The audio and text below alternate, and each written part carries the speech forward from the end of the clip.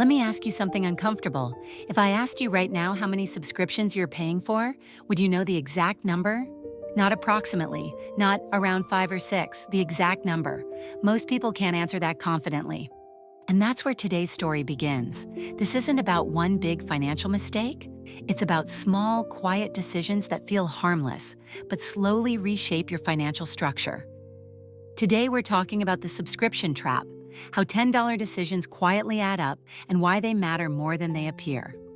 Welcome to Money Science AR. Let me introduce you to Daniel. Daniel earns a decent income. He works hard. He isn't reckless. He doesn't gamble. He doesn't make dramatic purchases. But every month, he feels like his money disappears faster than it should. He doesn't understand why. So one Saturday morning, he checks his bank statement carefully. He expects to find something shocking. Instead, he finds something ordinary. $9.99, $14.99, $7.99, $12, $19.99, $5.99, $29 individually, none of them look alarming. Collectively, they quietly total over $250 per month. Daniel doesn't remember signing up for $250 per month. He remembers signing up for $9.99. That's the trap. Subscriptions are psychologically designed to feel small. They are framed as only $10, less than a cup of coffee, cancel anytime, free trial, no commitment. But repetition is powerful. The brain evaluates each subscription independently.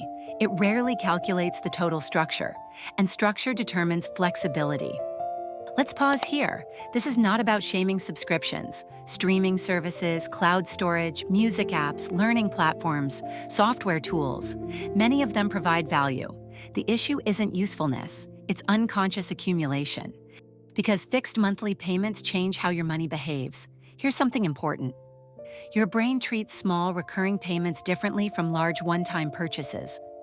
If I ask you to pay $300 today, you feel resistance. But if I ask you to pay $10 per month for 30 different services, it feels manageable. This is called payment partitioning. When costs are divided into smaller pieces, emotional resistance drops, but the total financial impact remains, and over time, it grows. Daniel continues reviewing his statement. He notices something else. He isn't actively using half of the subscriptions. One was for a free trial he forgot to cancel. Another was for a productivity app he used for 2 weeks. One was bundled into another service.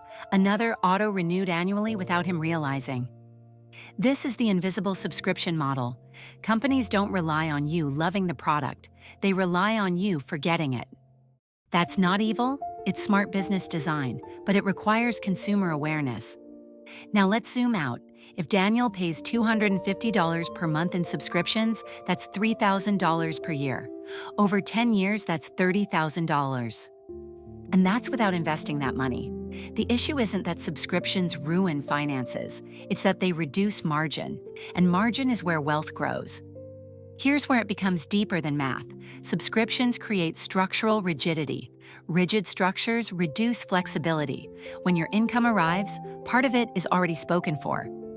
Before you make a single decision, dozens of small decisions have already been made in the past. That's the psychological shift. You're not choosing each month. You're honoring past impulses. And when too much of your income is locked into automatic withdrawals, flexibility shrinks quietly. Now I want to pause the story, because here's the uncomfortable truth. If your income increased by $500 tomorrow, would you feel significantly freer? Maybe for a month. But if spending expands alongside income, especially through small recurring upgrades, the freedom disappears. This is the middle hook. Here's the part most people don't see.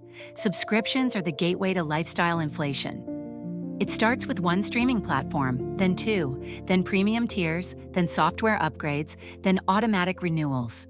Each one feels justified, but collectively, they redefine normal monthly cost of living. And once normal shifts upward, going backward feels uncomfortable. That's how financial pressure grows without dramatic decisions, not through crisis, through quiet accumulation. Let's explore the psychology further. Subscriptions remove friction. You don't feel the payment each time you use the service. Unlike buying coffee daily where you physically exchange money, subscriptions operate invisibly. Invisible spending feels painless. Painless spending is rarely examined, and what isn't examined expands. There's also something called the sunk cost effect. Once you subscribe, even if you stop using the service, you hesitate to cancel. You think, I might use it later.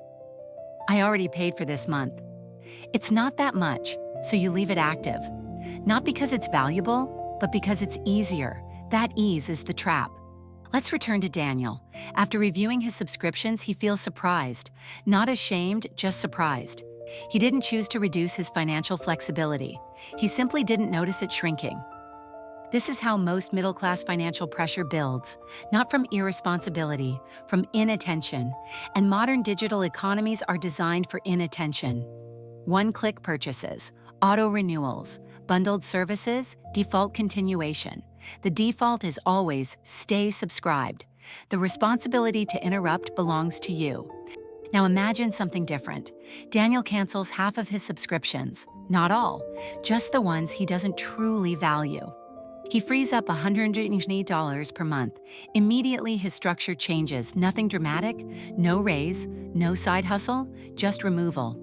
That $120 becomes savings, or investments, or breathing room, and breathing room reduces stress. Reducing obligations often matters more than increasing income, because removal is immediate, income growth is gradual. Let's talk about identity again. Many subscriptions aren't about use, they're about belonging. Premium productivity tools signal ambition. Fitness apps signal discipline. Learning platforms signal growth. Streaming bundles signal modern lifestyle. Canceling can feel like stepping backwards socially. But real progress isn't about signaling, it's about structure. If a subscription supports your goals, keep it. If it supports identity without progress, question it. Here's a simple exercise. List every recurring payment. Write them down physically, then ask, do I use this weekly? Does this genuinely improve my life? Would I sign up for this again today? That last question is powerful. Would you choose it again, knowing the total monthly cost? Awareness creates choice. Choice creates control. Control builds wealth. There's another long-term effect of subscription accumulation. It lowers financial risk tolerance. When fixed obligations are high, even small income disruptions feel threatening. This reduces your willingness to invest confidently, change careers, take calculated risks, relocate for opportunity, because your baseline cost of living has expanded. An expansion without intention creates fragility. Imagine two people earning the same salary. One has $300 in subscriptions, the other has $60. Who has more flexibility? Who has more margin to invest? Who feels calmer when unexpected expenses appear? It's rarely about income alone, it's about structure. Now here's something balanced. Subscriptions are not inherently bad. In fact, some are extremely valuable. Educational platforms, professional tools, skill-building services. The key is alignment. Subscriptions that build future earning power are different from subscriptions that consume time and attention. Be selective, not reactive. Let's bring this home. The subscription trap isn't dramatic. It doesn't announce itself. It doesn't create headlines. It operates quietly. $9.99 at a time, $14.99 at a time, $19.99 at a time. And over years, those small decisions shape the margin between stress and stability. Wealth isn't built only by investing more. It's built by protecting surplus. Surplus grows when obligations shrink. Here's the final reflection. If your financial stress feels persistent despite decent income, don't immediately assume you need a raise. First, examine structure. Ask, where is my money automatically going? What have I normalized? What have I forgotten? Because sometimes clarity is more powerful than more income. Small habits create big impact, and small removals create big relief. This is Money Science AR, where we look beyond surface spending and understand the psychology shaping real-life finances. In the next episode, we'll explore how lifestyle inflation quietly absorbs every raise, and how to grow income without growing pressure. I'll see you in the next video.